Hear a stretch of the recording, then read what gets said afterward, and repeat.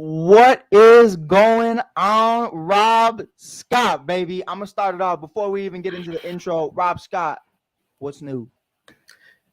I missed you, man. Man, we've been gone a few weeks. I understand. A lot of people were asking where we were going. Rob Scott was asking where we were going. I had a lot going on. Rob had a lot going on. It was crazy, but we are back. It is Saturday, not Friday, 6:30 Central, because apparently ComEd don't want to fuck with me on a Friday night. But that's okay. That's okay. We are back. We are better than ever. I'm super excited to be back kicking it with Rob Scott. This is Bullsheet and everything Chicago Bulls related podcast brought to you by the All Sports All Plays Network. And today, Rob Scott and I are both styling, both living our lives the way we should. I left my beanie in the car, but you know I'm always rocking it to work because we are sponsored by Bench Mob Chicago, the best Chicago Bulls bench page in the game right now. You can go on benchmobchicago.com or benchmob on Instagram, Facebook, YouTube, or wherever. Get your Bulls bench mob gear right now, or keep up to date with Bench Mobber of the Night. That's the Bulls best bench player of the night every single game. They give you everything from analytics, stats, trades, everything. And we're going to talk about some trades. I was going to say something, but I was going to say something about the trades, but we're going to save that for a little bit later. But they keep you up to date with everything injury-wise. They have Lonzo Ball's medical staff on file, on speaker, ready to talk to him, keep you guys up to date. Come back, Lonzo. Bench Mob Chicago, definitely check them out. We appreciate you for always sponsoring the video. But Rob Scott, it's been a month since the last time we did an episode of Bullsheet, and I'm happy in a sense to why we waited a month, because we didn't have to sit here every single night talking about what's been going on. Right now, 12th in the Eastern Conference, not in the league, in the Eastern Conference. I mean, we are not looking solid right now. 9-13, just got dropped by Jordan Poole and the Golden State Warriors. Was a close game. I will say that it was a very close game, 119-111. In the end. I know you were feeling some type of way last night, though. I was. Break that. I'm gonna grab some water. Break that down for the people right now. How did Rob Scott feel watching Steph Curry do his thing, but the Bulls taking the knife? It wasn't even Steph. It was a pool party. It was a pool party last night. I mean, Steph chimed in when he had to, but Jordan was like, "Don't worry, I got you, bro." To me, it was a win-win. I'm sorry. I do like the Warriors. It's okay. I'm not going to sit here in front. I rock with the Warriors, but I was still hurt. Right. Because the Bulls, watching the video just now, watching our intro, I was like, where's the magic? Right. Where's the magic we had last season? Can I ask you something? This is a real question I wanted to ask you, and I was hoping you said something about it. Yeah. You look at last season with Lonzo, right? Everything went great. We were what? I honestly, I can't even think of the number, but we were killing it. I believe we only lost like 10 games. We were like 37-10, 27. We were fifth in the East. I think we something crazy. 27 or and 10. six. Yeah. It was something wild. But Rob, how legitimate is that small? It is a small sample size. It really is. It wasn't even through the All-Star break. You know, it was literally right at the All-Star break when everything happened. Do you think that was just, everything was rocking and rolling at the right time? Or is that something that team has expectations of getting back to, finding that magic? Or was that kind of just like a short term? Because you look at it, I'm asking you this for this reason. You look at it, 2 weeks of those, at least 14 of those games. Rob, you remember the COVID days. Yeah. You remember we were winning those games, but that wasn't the squad together. That was random motherfuckers from the street. That was me and you when they signed us to one-day contracts, and we busted Charlotte's ass. Like, that was crazy. I remember it. You remember it. We were there. But in all seriousness, you know, this team as a completion, especially with Patrick Williams, if you put him in the conversation, you know, they haven't had a complete time to play with each other in damn near since training camp of last season. I mean, right now the Bulls, they need Jesus. That's just what it boils down to. Black Jesus? Black Jesus. You saying Mike needs to come back? They need somebody. You know what how the song go? Somebody, anybody. I mean, they right now. I mean, we're competitive in games. Don't get me wrong. We're competitive. But when you see D Book go for 50, Mm-hmm. when you get killed by Jordan Poole, after I thought we were building momentum. We just beat Right. three of the top teams, or I wouldn't even say three of the top teams, three of the hottest teams. Two are top, one is hot. We Right. just beat Boston. We Mm-hmm. had just Both of beat them. Milwaukee. We had just beat Utah, who's been like the Cinderella story of the NBA thus far. I mean, Lauri Markkanen has been going off for that team. Did you see? I want to ask you too. Hey, you brought it up. You bringing all the segues today. Did you see Come on. the JJ Redick interview with Lauri Markkanen when he talked about Jim Boylan? No, I didn't catch that. I gotta send it to you, man. They were talking about. Remember Talk how about it. the players were talking about protesting because of the practices being too aggressive, Okay. and I Lauri remember broke that. down everything. He was talking about all of it. He was questioning whether or not he should even be in the NBA. He said all the players stood outside of the United Center and just debated if they should even go to practice. Zach was there. Wow. I want to say Kobe was there. Kobe was there. Yeah, Kobe had to Everybody be else there. on the squad was there. I think Kobe was there for his first year with Boylan. But yeah, man. I mean, it was a great listen, and the rest of it I didn't really care for because you know how I feel about Lauri. He kind of hurt my heart. But I mean, it's crazy. It's crazy to see, all of that kind of transpire. I love when conversations like that come out. Like usually it's so tight knit. You don't really hear about those conversations, especially in like I feel like the John Gruden situation in the NFL from a player's perspective does not get talked about enough. I feel like everybody kind of just scratches it off, but that's why I love the JJ Redick podcast is because guys come on and they just spill even if it's not tea, if it's just good stories, conversations you want to hear. And Lauri just told it all. He was like, yo, he didn't say it, but he was like, yo, fuck Boylan, basically. It was crazy. Well, it goes deeper than Boylan because the Bulls have always been a team that is not good at developing players. What have the Bulls been known for? If you're a Chicago insider, if you're a person that loves Chicago sports, especially the Chicago Bulls, you know that players often leave us and go crazy for other teams. Right. I.e. Jamal Crawford, i.e. Ron Artest, i.e. Elton Brand, hell, i.e. Joakim Noah. Hell, I ain't saying Eddie Kirby went off and went crazy, but damn, he left and got a ring. Right. So what I'm saying is we've seen this song and dance many times before, i.e. Tyson Chandler, another player who left and got a ring. So the Bulls have, one thing I credit teams like the Golden State Warriors. One thing I credit to I like how you did that right there. Honestly, I hear you though. Honestly, and I was gonna bring up my boy Tyronn Lue because I believe Tyronn Lue is a great developer of players. Right. One thing I give to coaches like that, or Rick Carlisle, you have to develop the young talent that you have. And one thing that the Bulls don't do, I believe the Bulls get so set in their ways because I know Tom Thibodeau was a big time offender of this. He gets so set in his ways that you don't adapt to the talent that you have. Right. And I think that's one thing that the Bulls are doing right now. Like you can't play the same way you played last year. You have different, a different dynamic right now. Lonzo is not there. DeMar DeRozan, if you've been paying attention, he's a step slower. Mm-hmm. He is a step slower. He's not playing at the same speed. He's not dropping 40 like last year. year. But he can still get you buckets. Right. And right now, I think there's an eternal thing going on with Zach LaVine in the Chicago Bulls. 100%. Just to me personally, I think. And I think, you mentioned that though. I did want to kind of let's talk. Let's talk. It's something. First to the Golden State Warriors point. I remember there were conversations that people thought Jordan Poole shouldn't have even been drafted in the first round. And the way they've developed him to I'm not saying it, but to feed into that, you are the next Steph Curry of this team, and really just not, or at least the Steph Curry. I know somebody's about to clip this shit. Somebody's about to clip it. He's Steph off the bench. Let me correct you. But that's what they talked to him is saying.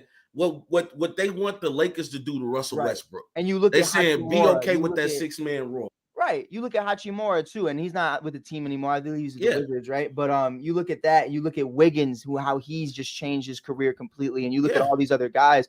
James Wiseman is an anomaly. But it's definitely something right now that you look at them and how they have their player development, and the look at Steph, Clay, and Draymond. That is homegrown. Exactly, but they have not.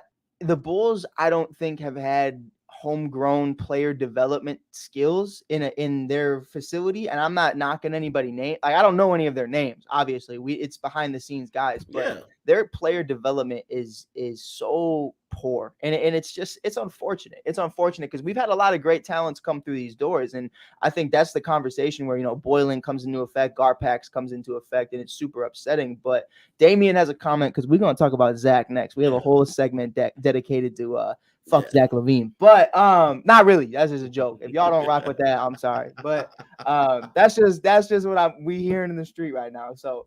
But Damian's over here. My guy, Damian Hernandez, said, can we trade Lonzo? Are we wasting money on a man that isn't even playing? Even when he was playing and healthy, he wasn't doing much. Reason why I didn't even want him here. Well, the thing about that, and I'm 50-50 on it. I understand there's a lot of money involved. I understand that, he's very injury prone. But when Lonzo was here, he was doing the most. He was doing everything. He was your number one defender. He was your number one floor facilitator. He's your number one three-point shooter, arguably, without a question.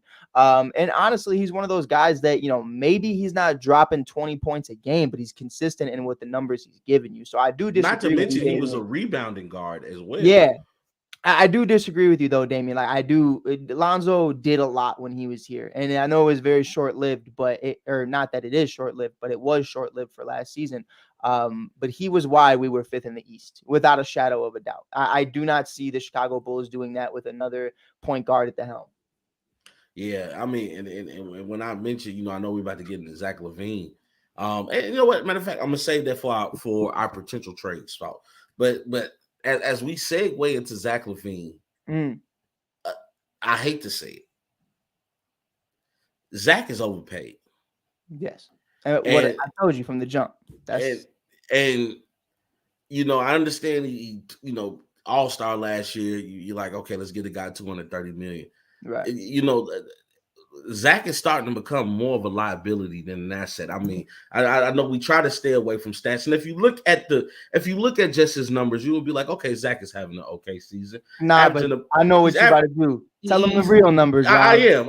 He's averaging about 21 points, 4.4 rebounds on the year, 4.3 assists. Okay, Zach is not as bad as you would think. But let's dive a little deeper because let's look at season numbers. Zach right now is statistically having the worst shooting percentage of his career.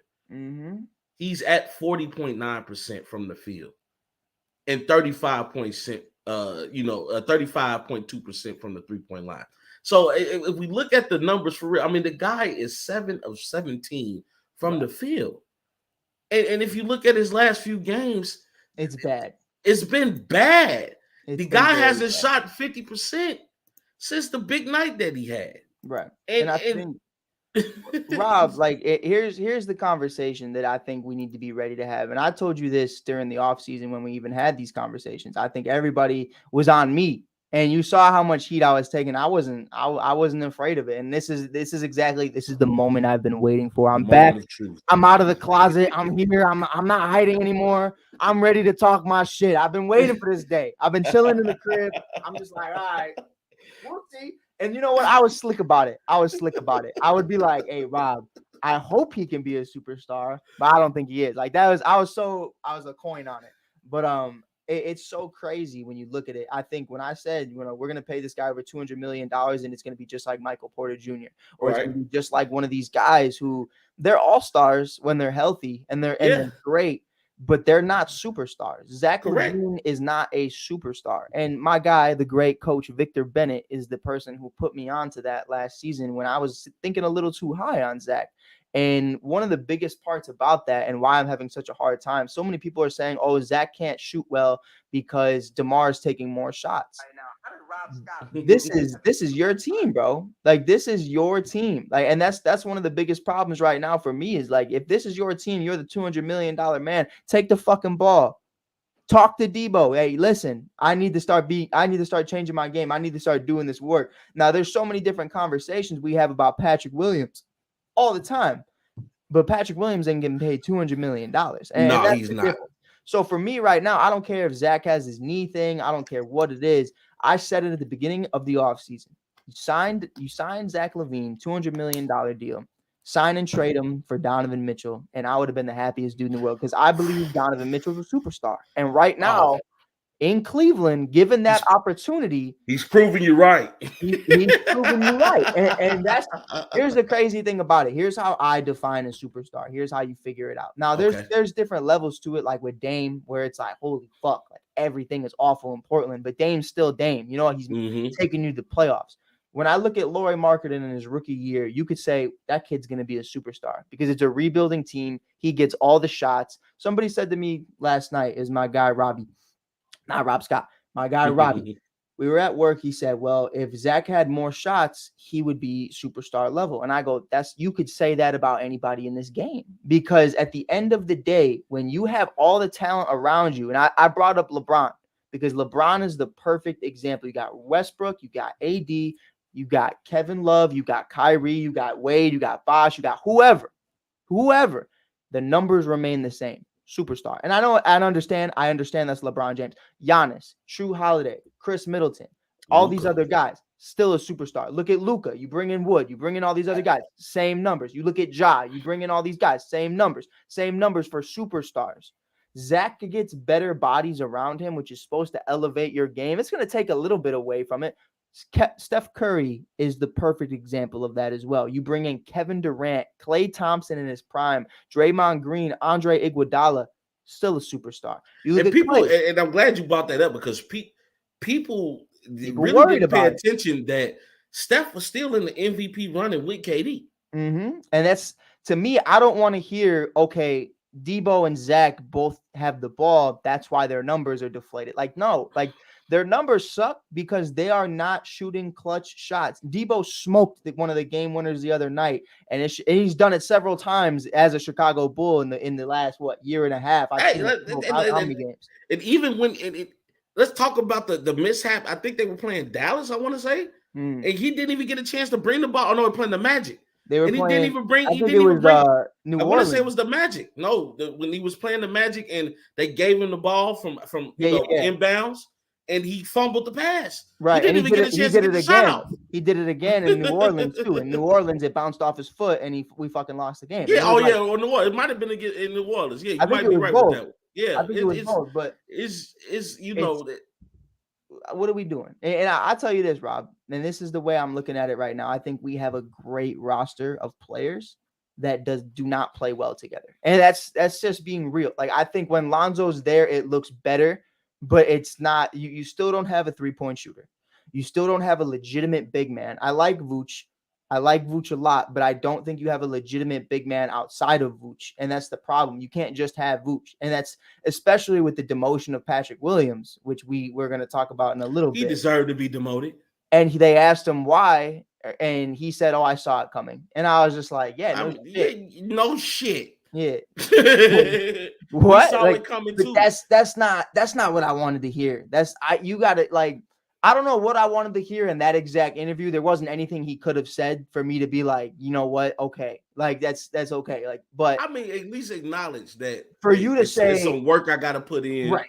For you to say, I kind of saw it coming. It's like, and you didn't do shit about it. Like that's the part that pissed me off. All the training with Debo, all the training. It's bad. My bad. My boy Chach just texted me. He said, "Why your location off?" My location's not off. But no, it's honestly bad. My location is off. I don't know why my location. Turn it on. Make sure you say. Hey, my bad. Hey, I'm at the crib. This is the timestamp. It is what? It's 8:59. I don't want to hear that shit. But it's and that's one thing else I want to speak on. First of all, Vucevic is your best 3-point shooter right now, which is bad. I mean, I gamble. So if you on FanDuel, I can guarantee you Vucevic is gonna get at least 1 3 during the game. And he's definitely gonna get the attempts because he likes to hang out at the 3-point line. Right. Patrick Williams gave you nothing on the boards. Javonte Green, as much energy as he wants to bring, brings you nothing. And unfortunately, when you look at Zach LaVine doesn't know how to play his role. And I think his problem is he wants to be 1A and he needs to be 1B. And Damian, I can't even say Pat Williams is Ben Simmons 2.0 because Ben is better. Right. And you, as I mentioned before, and a lot of people, I got criticism for this statement. Why is Dwight Howard playing overseas Right. when No, we can yeah. use Hey, a big man? Orlando Dwight Howard, you talking about? Yeah, and I'm just being real right now. Regardless if he comes in the NBA and gives you those numbers that I think he's in Taiwan or China. Regardless if he doesn't give you the numbers that he's playing with right now. Okay, yeah, he's playing with a bunch of guys that haven't seen an NBA court ever. Okay, Right. so yeah, he's over there dominate. Do I think Dwight Howard's gonna come over here and do 40 and 15? No. But do I think Dwight Howard can average 10, 15, and 4 blocks? Hell yes. In today's league, hell yes. When you playing against guys like Giannis, when you playing against guys like KD, when you playing against guys like Luka, when you're seeing that the Bulls are being dominated in the paint and there's nothing that they can do about it, yes, you go look at a guy like Dwight Howard and wonder why is he getting paid overseas and he's Right. not on my roster. So the And I Bulls think right now, they have deeper problems than just the roster. I'm right. looking at the organization right now. What do you want to do to win? And I think one of the biggest things for me is really looking at what does this team do for you, Rob Scott? Like what is this? Is this the team? Like, do you think it's close to being the team? No, and I'm afraid that this team is going to be in playoff contention, play-in contention, I should say. I don't even think they get a top 8 roster. And that's my biggest thing right now. They're Is not going to be in the top 6. I would rather not make the play-in. I would rather tank for Victor, whatever the conversation is going on. It's fine. Oh, you talking about that 7-foot kid? Come on, man. You don't know about Vic? You don't know about Vic? Come on, man. Vic crazy. Oh my God, that motherfucker. Yeah, no, I've been what's his name? Something. Wabanabe. I forgot. Yeah, Wabanabe, something like that. But yeah, that kid. But that kid is gonna come in the NBA. He better go hit the weight room now. That motherfucker is a my career player. He better go hit the weight room now. He reminds me of Chat. He reminds me of a more talented Chat home. Yeah. However you say his name. But it's something for me, it's unfortunate. And I told you this like kind of towards the end of last season. I was like, man, this is a roster that brings Bulls fans back, but this isn't the roster that actually wins a championship. And it's so upsetting because you understand that there's not that it's going to be a full-blown rebuild, but you're going to understand at some point, man, we're going to have to start like shipping guys out. And it's unfortunate because they're a fun group. They're a fun group, but they're just not having fun right now. And that's one of the biggest things. And I think one of the biggest reasons for that, and I don't like narratives. I don't like following narratives. I'm not into it. I'm a big Zach guy. I love Zach. I think he's a great dude. I believe in what he does. I believe in the work he puts in the weight room. I saw him in Boston at fucking, what is it? I forgot what Boston's arena is called. Kill me. I don't know. But don't worry. Whatever it is. I saw him hit a full court shot, just chucked it like he was Justin Fields. Me and you were joking about that. And I was like, damn. But it's something, right now where I truly do believe in Zach LaVine as an athlete. It's just as a leader. I think I'm starting to have issues where I'm like, yo, like there's no leader on this team. Now, Debo leads by example. I feel like that. I feel that. It's the Boston Garden. There you go. The Boston Garden. But I do believe that, though, Rob. I think we don't have a real leader on this team. Yeah. I don't see the vocal guy in the room. Like, I know True Holiday, and obviously Giannis has become that as well as he's gotten more comfortable. He's more of a goofy guy, but he's super serious when you need him to be. I see a lot of guys, LeBron James, we're talking about Steph Curry, the list goes on of guys who are leaders, and some lead by example, like John Morant, Debo, and a bunch of others. I'll even say this: KD leads by example, and I think that KD leads by his game. He's going to come in night. We're seeing Zion become a leader right in front of our eyes. 100%, and I think Zion. Oh, I saw your post about that. I was check out Rob's 2 cents. Rob's 2 cents, baby. Man, child. Let me tell you something. I know this is a Bulls podcast, but I made that post this morning because I was just sitting there on my way to work, looking at some highlights on my phone because I missed a couple games last night. And by the way, my ticket looking good. I don't want to jinx myself, but cha-ching. But I was just thinking to myself, there is some great young talent in the NBA, right? And I know we're on the horizon of LeBron James getting to retire. We're seeing our favorite player. I mean, hell, they just reminded me Steph Curry is 35. I mean, you look at KD, Chris Paul. By the way, real quick, I wish I had a soundboard, but you know what? Hey, you know what? Shout out Kanye, you out of pocket. Shout out, you out of pocket. Shout out, Chris Paul. You out of pocket, Kanye. Shout out, Chris Paul. But I digress. But I was just thinking to myself, CPD. But the NBA is in great young hands, man. Right. And it brings me to your point of, do we ride with the talent we have, or do we try to go get our hands on some young talent? Right. Because it's young talent out there. And I don't think that the Bulls take advantage enough that Chicago has such a great market, because it's such a great city. You say what you want about Chicago, this is still a place people want to come to. A part of that for me, though, and I will say this, you've seen it in what's happened in a span of 2 years. Yeah. Garpax is here for how long? Yeah. Over a decade. Nobody wants to come here. Immediately as they leave, you get DeMar DeRozan, Lonzo Ball, Alex Caruso, and Andre Drummond, Gordon Dragic. You're getting all the free agents you ever wanted because they're gone. And it was literally just the most toxic environment. LeBron's even mentioned it before that he felt that the front office wasn't ready for that kind of level. And it makes sense. It makes sense. And honestly, I think back to the Derrick Rose days and how Garpax literally fucked all of that. And there's just so much that goes into it. But Rob, I think when you really look at it for what it is, Tyrese Halliburton, 40 assists, 0 turnovers. I mean, we're talking, let's not even just talk about, Zion Williamson and John Morant and the big names. I mean, we're looking at other guys as well. That's CP3. Like, why would we talk about CP3? You're looking at Tyrese Halliburton. You're looking at all these other guys, Tyrese Maxey when he's healthy. I mean, the league is CGA. No, SGA. SGA. I don't know why I said CGA. I got you. Because that boy been going so crazy. I know his name. No, 100%. I mean, I can't pronounce his name, but Shea Gildress Alexander. But I mean, he's an MVP conversation right now, and that's the craziest thing. He's bringing OKC back on the map. And factual. Josh Giddey's nice too. I mean, I think Giddey a dog. Giddey a dog. I mean, there's a dog. I mean, you look, like I say, it's so much young time. I mean, you see the evolution. Oh, my bad. And Jordan Poole. Mr. Third Splash Brother himself. Mm-hmm. I mean, you look at this young talent around the NBA. You look at the toughness. You look at the grit of these guys, from the potential superstars to the guys that that just making the mark just by being tough guys. Right. And even look at the evolution of De'Aaron Fox. I mean, the Sacramento right now. Ladies and gentlemen, don't look now, but the Kings might be back in the playoffs. I want to ask this too. Rob Scott, Frankie, we got another topic coming up, and Frankie's here. I hope Frankie's still here.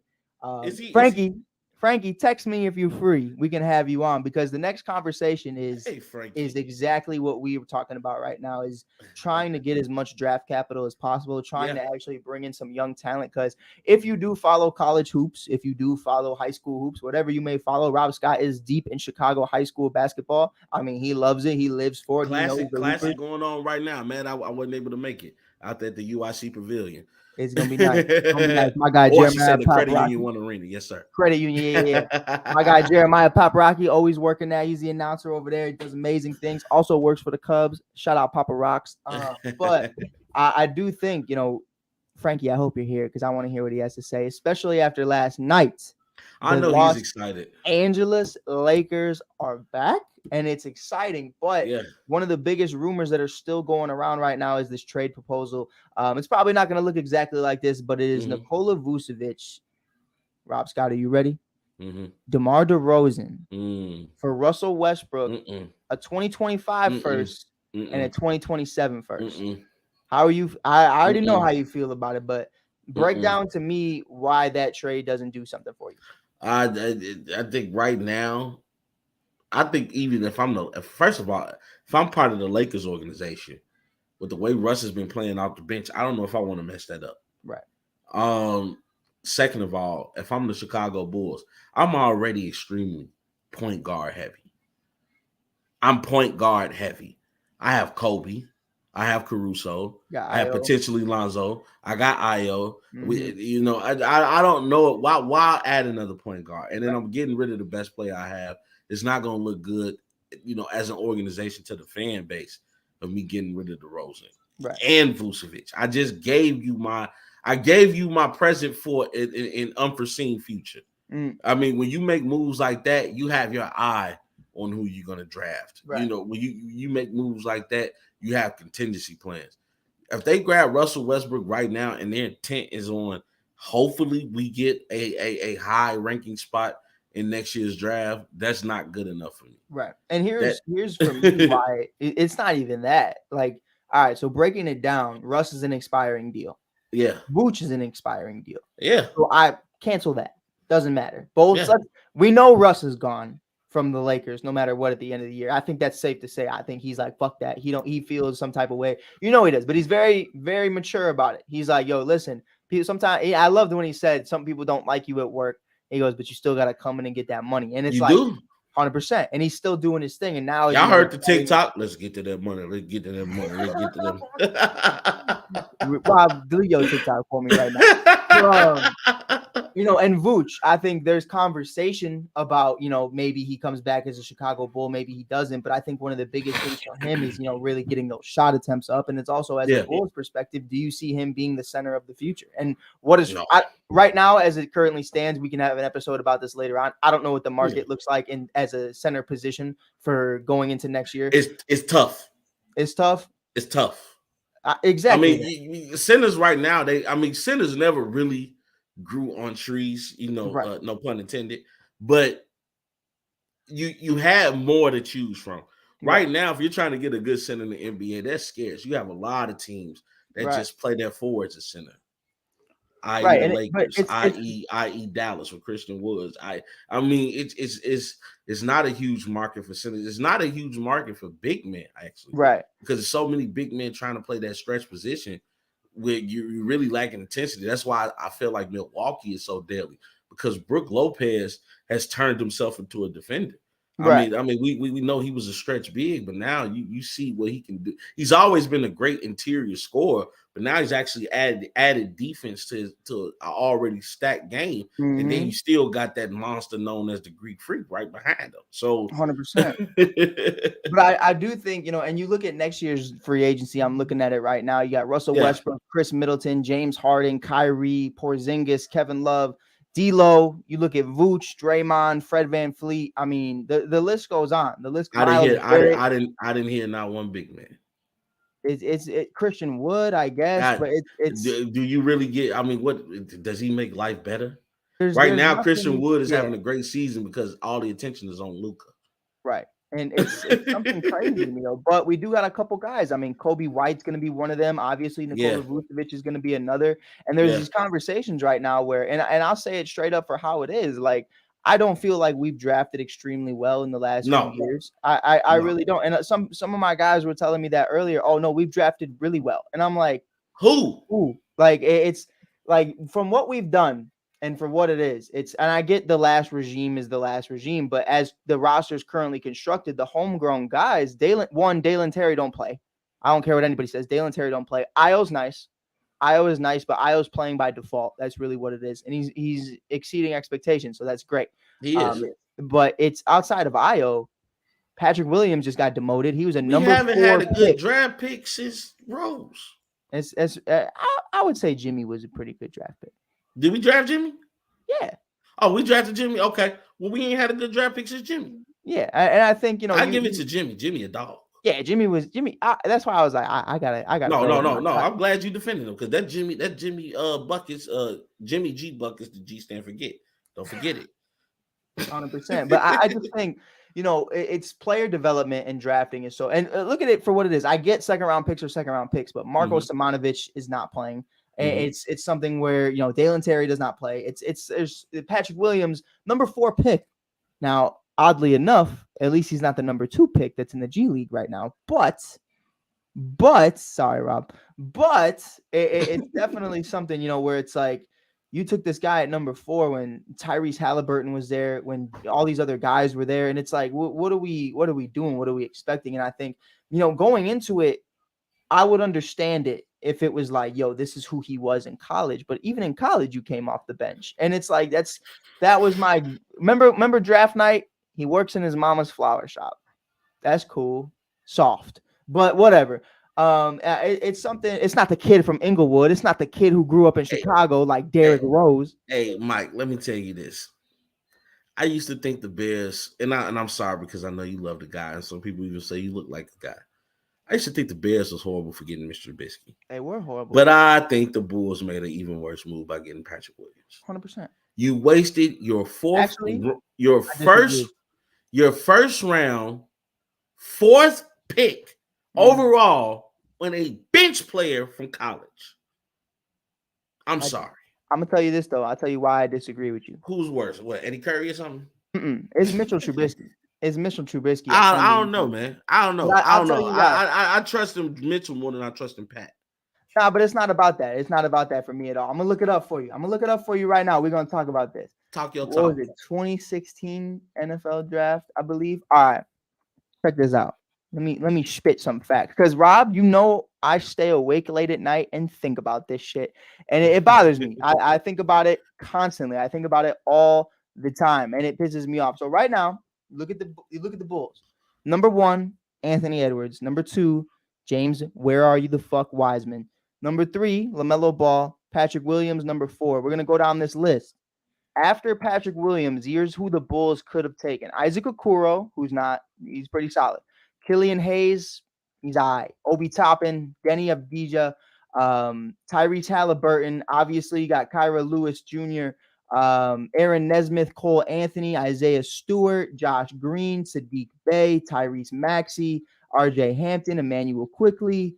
Couple guys like that. Nothing too crazy. I heard 3 names, but I get you heard 3 names, but in hindsight, that was a horrible draft. It was a bad draft as a whole. It really was a horrible draft. Now, what I'm about to tell you, bro, why shit is busted and why shit is awful is because the list we about to go down for the Chicago Bears. I mean, it's just no, bad. No, please don't say what was it, Lamar Jackson? It was Lamar was a couple years later, but right now, so it goes. Myles Garrett went number 1. Yeah, honestly, I'm not mad about that. One of the best pass rushers in the game right now. You got Mitchell Trubisky goes number 2. This isn't in no order, but this is just names. All right. Yeah. You got Jamal Adams, Christian McCaffrey, Patrick Mahomes, Deshaun Watson, Jonathan Allen, not Josh Allen, Jonathan Allen. Hold on. TJ Watt, Lord, Darius White, Buda Baker, Dalvin Cook. I mean, the list goes on. Joe Mixon. Obviously, he's not going to go number 2. But Alvin Kamara, Cooper Kupp. I mean, the list goes on of guys. Chris Godwin, Kareem Hunt. I mean, we can do this all day. He played in North Carolina, right? Yeah, Mitch. Yeah. I remember that day. I was a sad day. I threw my hat. I was pissed. You know what? At the time, I was a Tar Heels fan too, and I only liked the Tar Heels because of the colors of the uniforms, not because of, I didn't have any association. But I mean, they do look good on them Jordan 1s, don't they? Mm-hmm. And it was just something like I watched a lot of Tar Heels football. I know Ray Cruz would have loved it, and now it's Go Balls, baby. Where's my hat? I don't know. But in all seriousness, you look at that. We just named 5 generational talents. Yeah. For a guy who's a backup right now. Yeah. And that's why, to me, you look at who's the generational talent right now that went 4 or beyond. And Tyrese Halliburton, that's it. So I guess, and Tyrese went 13. So it wasn't just us that slept on Tyrese. It's kind of like the Jordan Poole situation. Hella people slept on Jordan Poole. I think Jordan Poole went in the 20s, didn't he? I think Jordan Poole slept on Jordan Poole. I think he did as well, but it's something for me, it'll always be Mitch. It'll always be Mitch. We got my guy in here right now. Frankie said, I know more than you. No, he's talking to somebody else. I know who he's talking. I know who he's talking to. I know who he's talking to. But Damien, you wilding. And it's not, don't worry, me and Mike gonna hit y'all with the Bears podcast too. But 100%. no, you wilding, bro. He You said, wildin'. I wouldn't have never passed up on no damn Deshaun Watson. You no, crazy? especially not at the time. Not at the time. At the time, you're a national champion. You're one of the best college prospects that came out of college. Yeah, this is what it was. Now, Patrick Mahomes is the only one I'm like, okay, that's valid. Because personally, myself, I wanted Deshaun. That's who I Yeah. thought we were going to go get because you just won a national championship with Clemson. You literally just were one of the best quarterbacks in the league. Patrick Mahomes, no one really, if you were watching, you knew about his talent. It's kind of like Lamar Yeah. Jackson. You knew it, but you didn't know how legit he was You going to know be. what? I'm gonna say this for another day, but I don't know if Patrick Mahomes would have been as successful as he is now He would had have he not been, had Andy Reid. I'm going to tell you what, I know that's an unpopular opinion, but in a Chicago, no, I've said it the whole time, and I think it shows. But it's something right now for me. I think Patrick Mahomes would have been a better version of Jay Cutler if he was on the Chicago Bears, because yeah, I still don't think he would have had the weapons or the coordinators to be able to put him in a position to succeed. And yeah, that's really just what it is. God damn, it is. Frankie, relax. But in all seriousness, getting back to basketball, before we get out of here, we got one Yeah, last topic. yeah. Rob Scott, what are we gonna do? I mean, we really. I mean, I know people. We see teams now that clearing room. I think like the Lakers just let go of Matt Ryan. So teams right now are clearing out roster space because the trade deadline is coming up. I mean, Right. All-Star game will be upon us. All-Star weekend will be upon us. February, March coming up soon. So I think right now the Bulls need to be trying to be looking to do the same thing. Let's get rid of some of these guards. Maybe you get rid of 2 or 3 guards just to bring in a premier guard. I mean, unfortunately, I didn't even mention Goran Dragic. That again, it's another guard. So Dragon. that we need, but he's no longer drag on. He's a dragon that's losing its fire, unfortunately. Dragging his nuts on the ground. He's you slow. know, old man, right? Mhm. But the Bulls need to try to. If I'm the Chicago Bulls now, as I mentioned before, I'm on the phone with Dwight Howard. I'm on the phone with some of these guards out here that possibly want to go, try to win them a championship. Because I think new life right now. I'm not saying that the Bulls will win championship, but I think they'll become more consistent, bringing in some new life. And maybe right now, honestly, we start looking at Billy Donovan. I think Right. he's lost the locker room. I really do. They're not playing hard for him, and unfortunately, and I'm not putting it solely on him, but you can't consistently. I think with Chicago teams, they try to play like the old school days, so putting everything on one player. Right. Nobody is Michael Jordan, and I you did, saw and you said that. You said that a few weeks ago, where you yeah, said if this team was in the '90s, I mean, DeMar DeRozan is a spitting image of what Michael Jordan was doing for the Bulls, and yeah. there's levels to it. It's obviously different, but this team is constructed as a '90s basketball team. And you They're don't all win about the like that mid in range. today's day, in We can't today's game. do it, but to do point that out. Billy Donovan did just open up about getting an extension in the offseason. I'm not sure what that entails or how many years that is. I didn't really look into it. I didn't really care because I rock with Billy.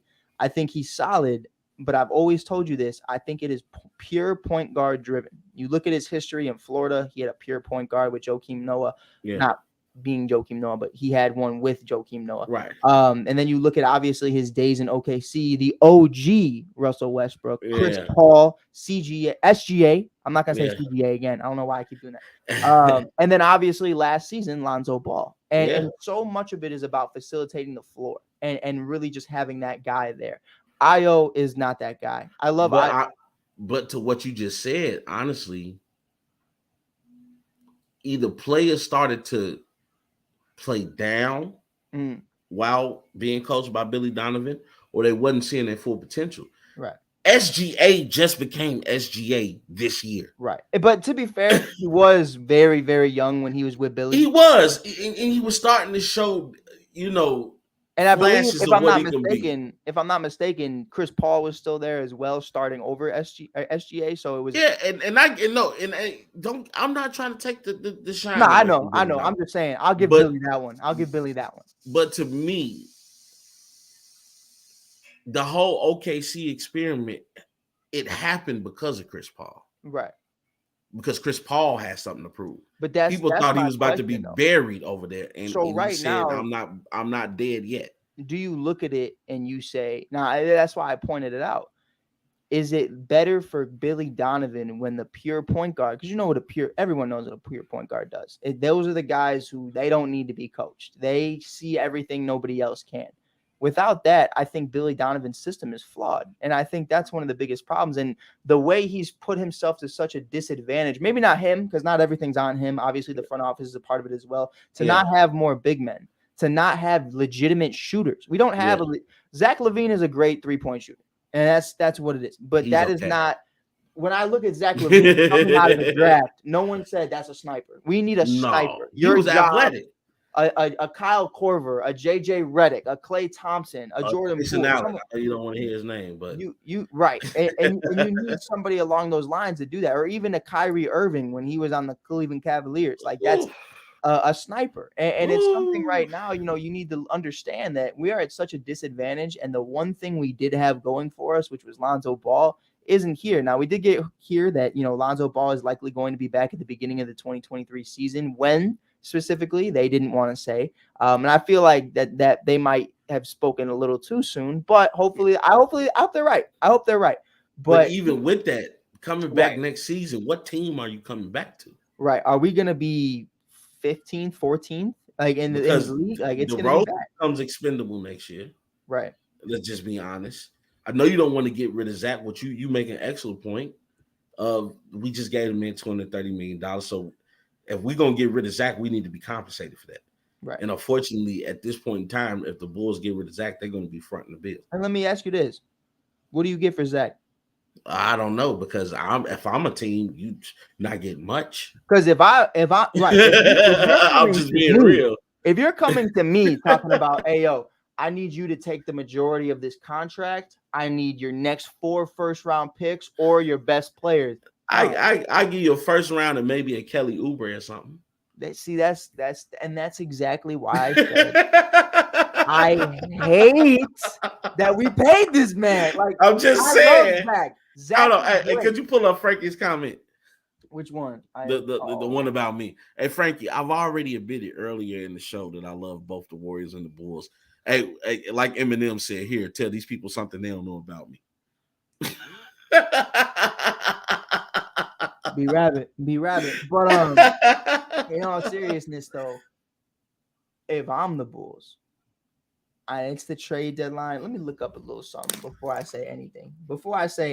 Let me look up the standings, because I gotta make sure I come correct. Because 6 in the Eastern Conference right now, the Brooklyn Nets. Don't say Ben Simmons. I'm logging out right now. If I am them right now, the conversation I'm having is Lonzo Ball, Patrick Williams, and maybe something else. Now, I know there's a lot of heat going around right now, and it's very upsetting, but I'm talking about Kyrie Irving. I think Kyrie Irving is the conversation right now. You need another legitimate scorer. You need a scorer. You need a hooper's hooper. Yeah, there's a lot of guys that play ball, but not a lot of guys are hoopers. And that's one of the biggest things I will say about Kyrie is when he is there, he is a hooper. What are you doing with everybody else? Fuck him. But Kyrie needs a playmaker. But that's my thing right here. Kyrie needs a playmaker. Kyrie is a scorer. We got enough of that, honestly. But that's my thing. Kyrie, when you look at the longevity of it, Kyrie is a playmaker. And that's always who he's been. And that's one of the biggest himself, though. 100%. But that's cool. I think that's one of the biggest things we really could do. I think you look at it, we could put Dragic at the 1. You could put Kyrie at the 2, put Zach at the 3. You talking about next year? Whenever. Next year, Dragic? This year, Dragic, at the deadline. Honestly, if I'm the Bulls, I'd go after Kyrie. I know it's not a player like him available. I'm going after a Matthew Brogdon kind of player. I'm going after, because we need some defense. Right. The Bulls need defense right now. I don't think scoring is their problem. Right. I mean, look, they had a nice fourth quarter run, almost came back and made the Warriors game competitive. Even when Devin Booker was out there giving them the way, he gave them the business. But for the most part, they beat Milwaukee, they beat Utah, they beat Boston. The Bulls have shown that they can score with teams. Right. That problem is defensively, especially interior wise, because they're getting beat on the boards.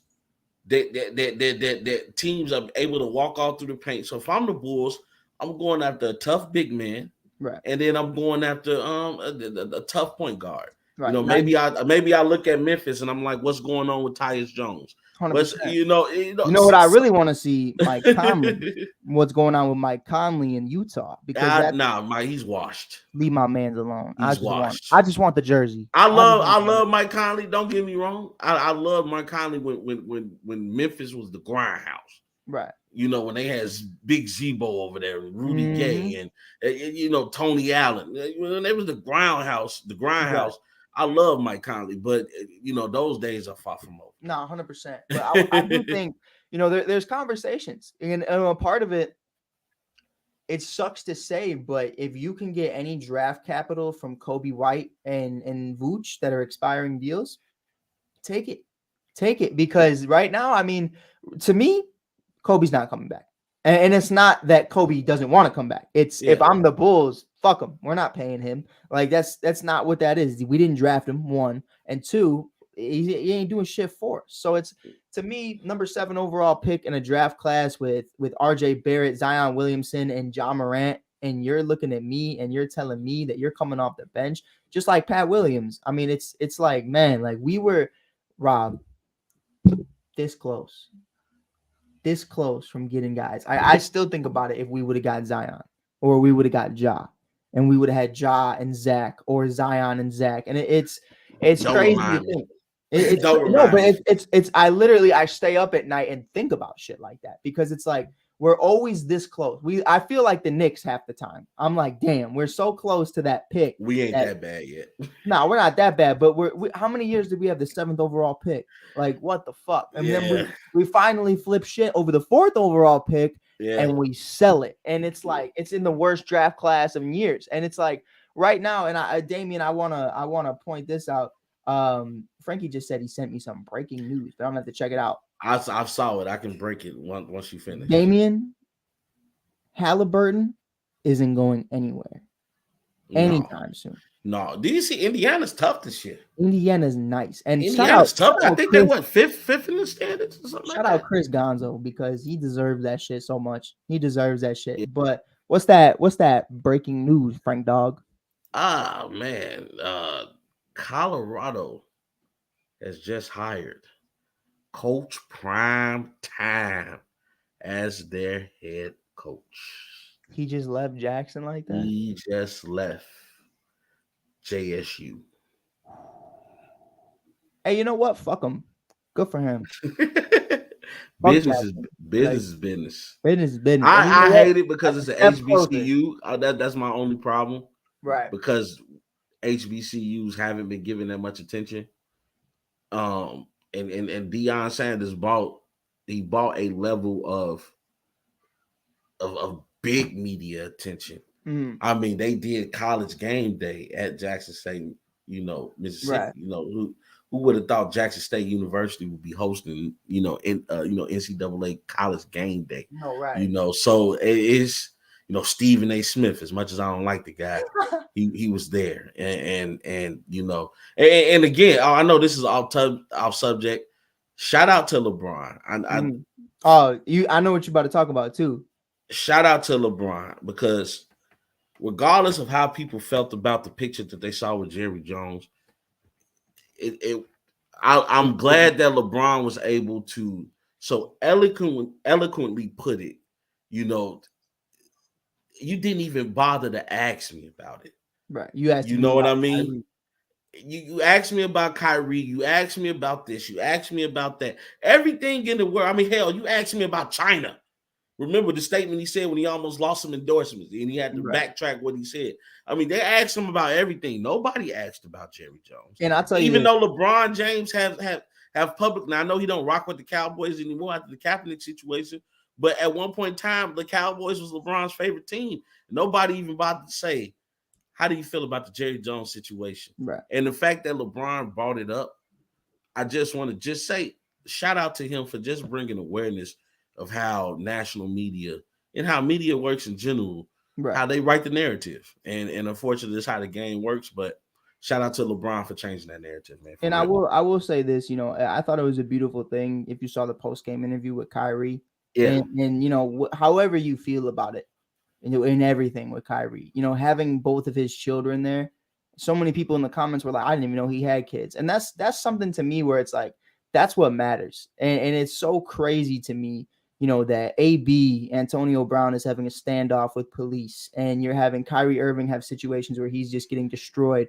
And mind you, I understand like there's so many different people who have different feelings about it, but again, Kyrie never really publicly said anything, and that's one of the craziest things. And the owner of Amazon even said, "I'm not deleting that movie off of Amazon because it's a movie." And I understand where everybody's coming from. I understand everything that goes into that, but to see this man has a family, to see this man actually being humanized is so great to see. And I will say this as a white man, because I feel like sometimes people are afraid to talk about it, but fuck Jerry Jones, and I don't give a fuck because I didn't know where I was. I was just walking down. That just was bullshit. I was walking down the street, and man, I was like, "Hey guys, what's going on?" And we were just like, we all had these robes on. They handed me one, and I wore one, poked some holes through it. Get the fuck out of here, bro. Yeah, I mentioned this on the afternoon. I mentioned this on the afternoon show. I'm like, so we're talking about a guy who was an athlete in his high school, and it's come out that coaches had conversations. Hey guys, don't get involved in that. It was such a big thing at that time happening in American society. Remember the Titans is the best part. Remember the Titans when the three, I forgot their names, they were going out to go to protest, and the coaches pulled up on them and was like, "Get the fuck back in the truck." Yeah, get back in the truck, because this is, look, you have a bigger mission involved. You're part of a team, and unfortunately, or fortunately, this team has the race of what you about to go, protest against. Right now, we need to be forming some type of camaraderie and brotherhood on this team, rather than you going out there and bringing a bigger division in what we're trying to do. So, again, shout out to LeBron, and like I said, and I appreciate what you said, but even I said, I'm not going to kill Jerry Jones for something that's happening. I am. But I'm also not going to ignore the fact that the only thing you do for black people is you let them play on your team. You haven't hired any black person in any prominent positions on your team. So, that shows what you think about it. You don't think we can get the job done. Right. You just think we can just run, jump, and catch the ball. But that's a different story for a different day. No, but I do think, and before we leave that subject, I do think it's something, I think you have a valid point. I believe everybody deserves a second chance.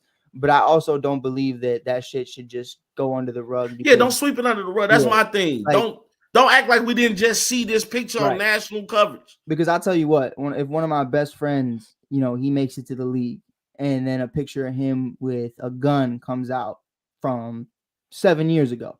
Hey, but he changed. But that's going to be all over media. All the scholarships are gone. Everything else is gone because he's a man of color in this day and age, and you can't trust him. He's going to become a gang member after that. 100%. So you know how the narrative goes. If someone's a gang member, I remember when a picture of Derrick Rose dropped of him dropping Gangster Disciple, and it's something right now. He was throwing it up, but he was throwing it up. My bad. But I forgot exactly what he was throwing. But you know what? Let's pull it up. No, I'm playing.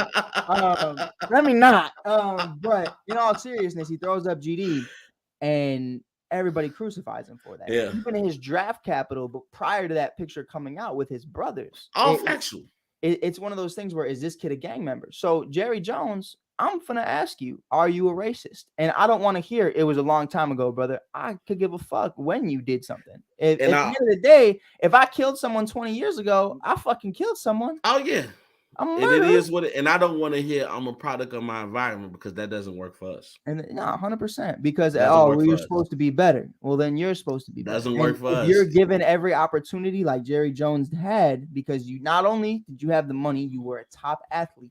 At whatever that means. I'm sure Rob Scott could give Jerry Jones buckets back in the day, but it's definitely something for me, and especially, and I was talking to somebody about this at work today, as a Caucasian male, I do not like any of that shit. And I think it's a conversation. I'm a product of my environment, and I grew up in one of the greatest cities in the world. Someone said that to me in the comments earlier. I ain't gonna address that shit, but it's something, the people you stand by are exactly who you're going to become. And somebody once told me, if you stand around 6 homeless people, you're going to become the 7th. And if you stand around 5 generational wealthy people, you're going to become the 6th. And that's something for me that's always stuck. So it all depends on who you surround yourself with. And that picture shows me, regardless of where, if you knew where you were, you weren't, who you surrounded yourself with. And that's who Jerry Jones is. So I don't give a fuck what you say or who you are, or if it was an accident. At the end of the day, they handed you a torch and a pitchfork and you picked it up and you said, let's ride. Like that's what it is at the end of the day. And you can't tell me, hey man, I didn't know we was going to go that day.